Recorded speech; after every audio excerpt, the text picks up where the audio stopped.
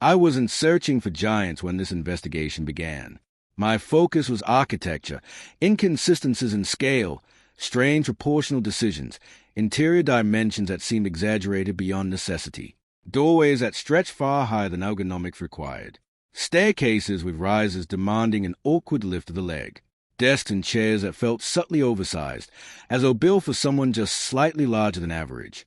At first, these were minor curiosities, decorative ambition, symbolic grandeur, expressions of power through stone and timber. History is full of exaggeration in design.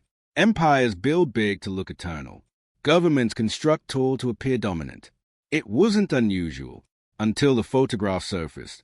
Not paintings, not folklore, not artistic renderings shaped by imagination.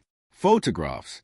Early photographic plates from the mid to late 1800s, grainy, imperfect, chemically fragile, but authentic.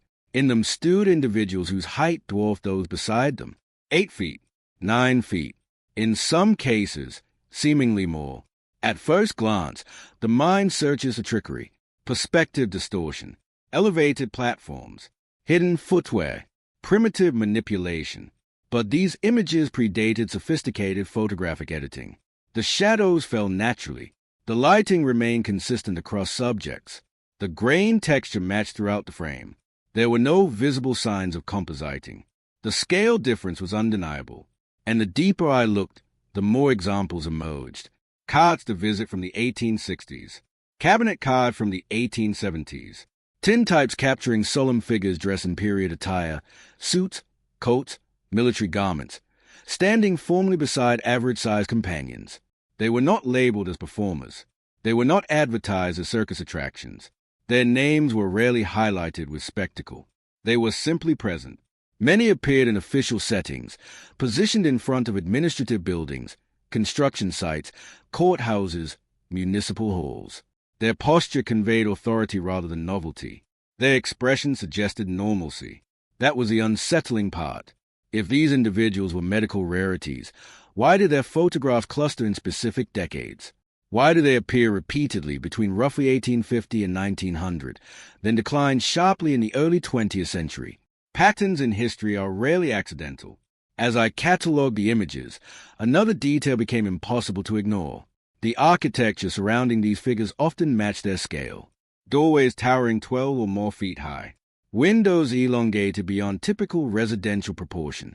Staircases whose dimensions would feel excessive to modern occupants.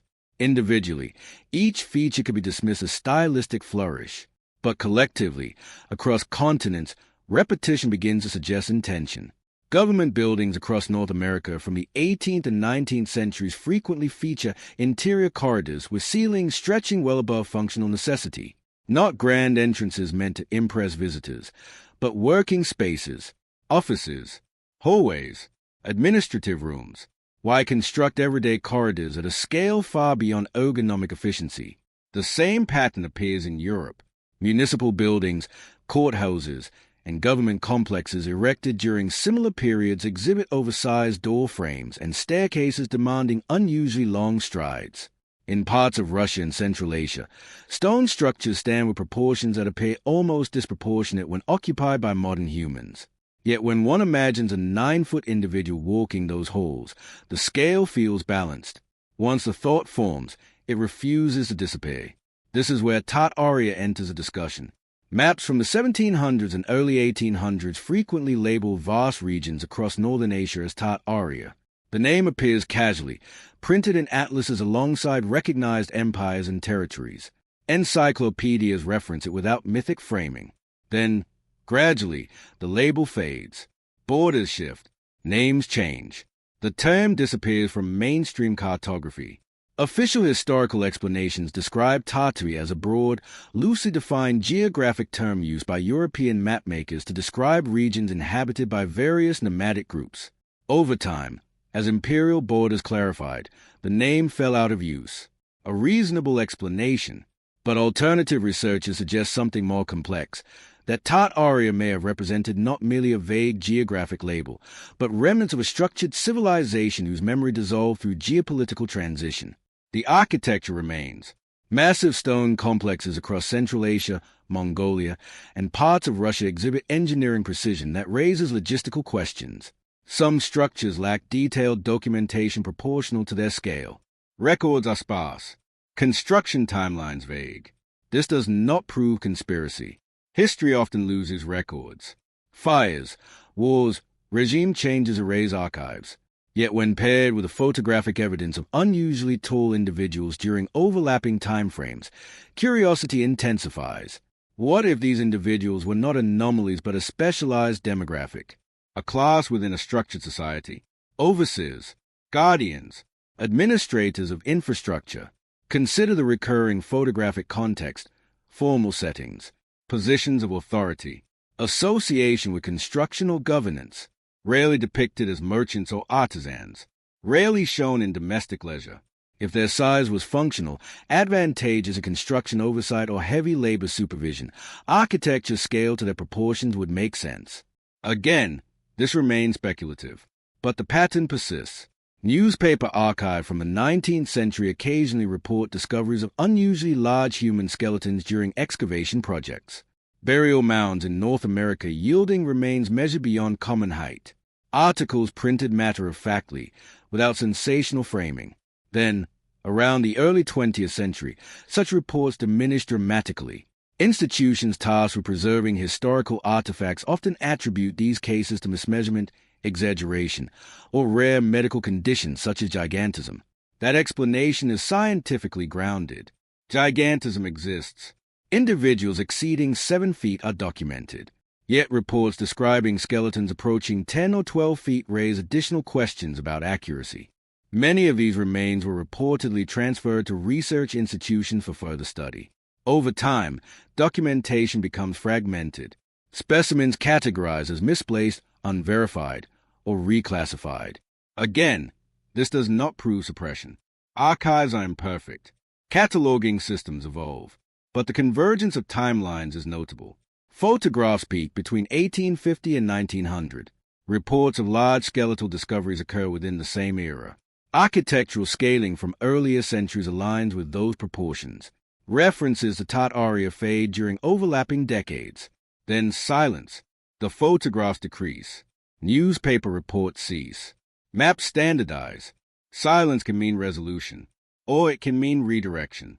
Let us consider another dimension, furniture. Estate auctions and museum story collections occasionally reveal oversized chairs, not thrones, not ceremonial platforms, but ordinary seating. Dining chairs with seat heights approaching 30 inches. Backrests extending 7 or 8 feet high. Armrests positioned awkwardly for the average human frame.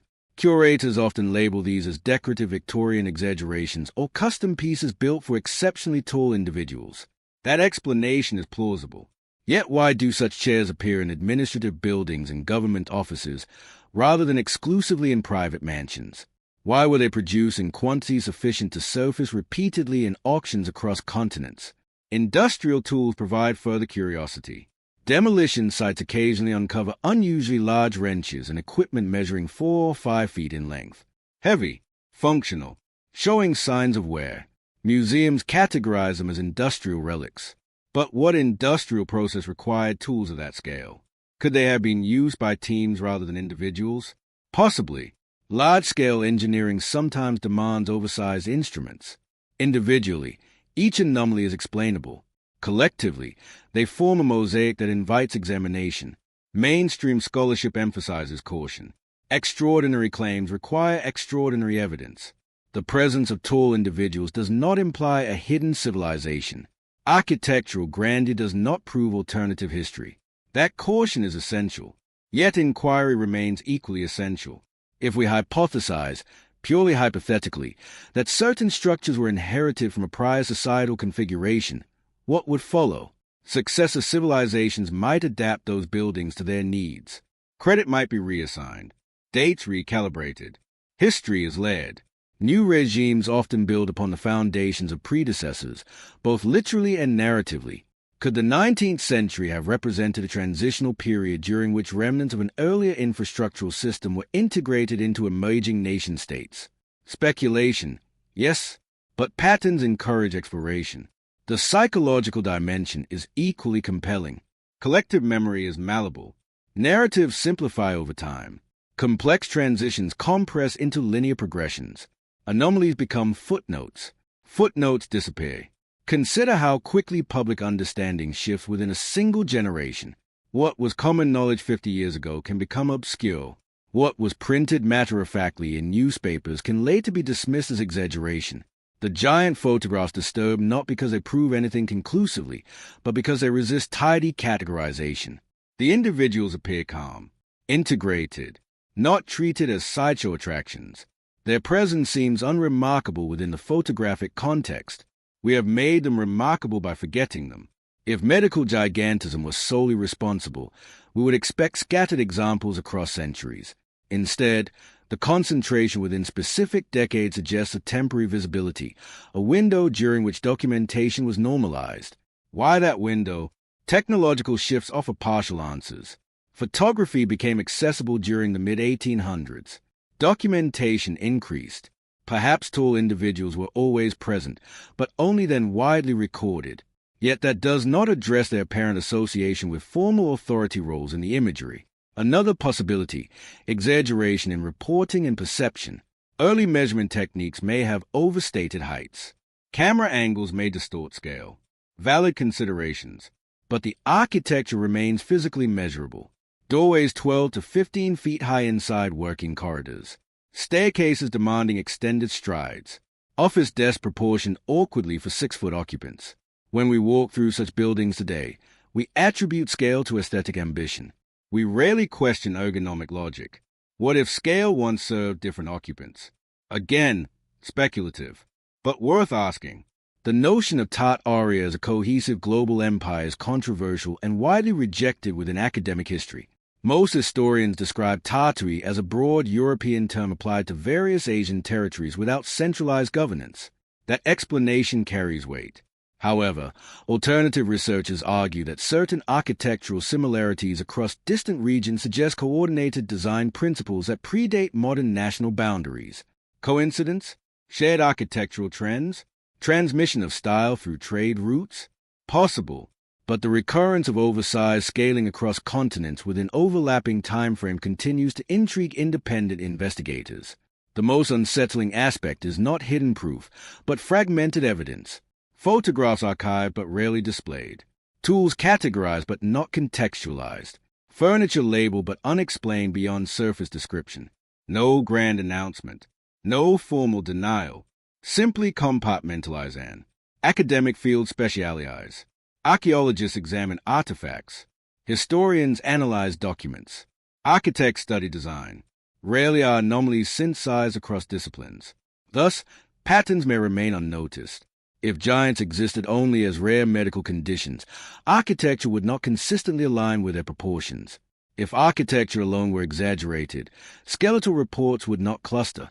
If Tartaria were merely a cartographic placeholder, its disappearance would not provoke speculation. Yet the alignment of all three, photographs, architectural scale, and cartographic transition, within a narrow historical window creates intellectual tension. Consider the possibility that human biological diversity fluctuates across eras more dramatically than currently understood. Environmental factors, nutrition, selective pressures, could they produce temporary surges in average height within specific populations?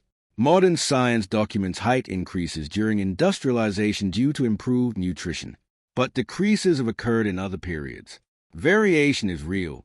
Could an isolated demographic have achieved greater stature, later absorbed or diminished? Perhaps. Or perhaps the photographs represent exceptional individuals whose stories were simply never emphasized. What disturbs many researchers is the sudden disappearance of discussion. After the early 1900s, documentation declines. References grow sparse. Architectural scaling shifts toward modern ergonomics. Was this due to standardization in building codes? Industrial efficiency, economic practicality, likely factors, but the silence feels abrupt. If one were to erase evidence intentionally, it would not require dramatic action. It would require neglect, reclassification, archival obscurity, absence of funding for further research.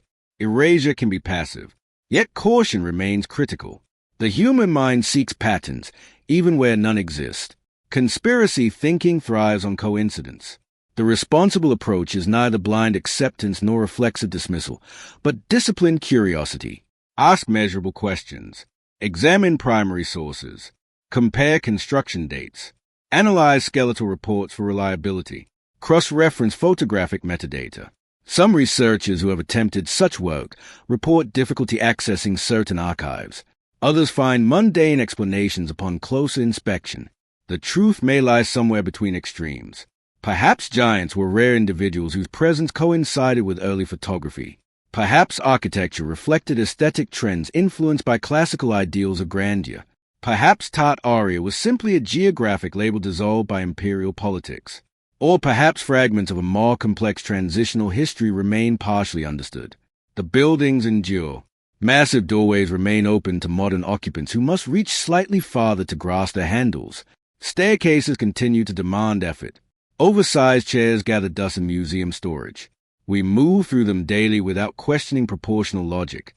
The photographs, preserved in archives, show faces, not monsters, not myths, but human expressions captured in silver nitrate and glass. If they were anomalies, they deserve medical documentation. If they were something more integrated, they deserve historical acknowledgement. The central question is not whether giants ruled the world. It is simpler. Why does the evidence cluster? Why does it fade?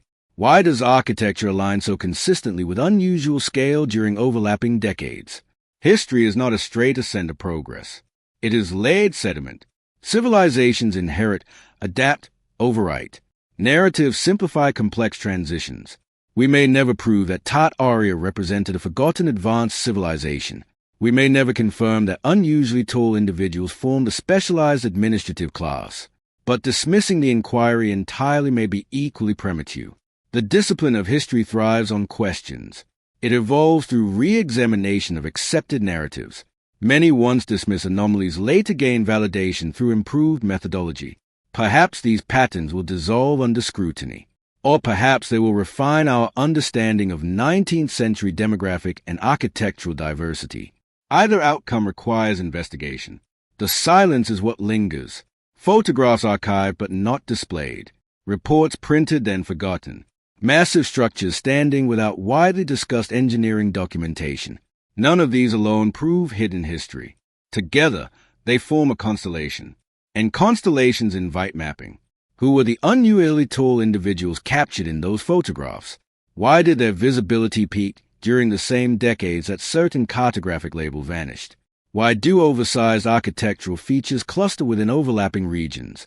Perhaps coincidence explains everything. Or perhaps we are living inside inherited frameworks whose origins are more complex than we assume. The buildings remember scale. The photograph preserve proportion. The maps reveal transition. History whispers most clearly in the spaces we stop examining.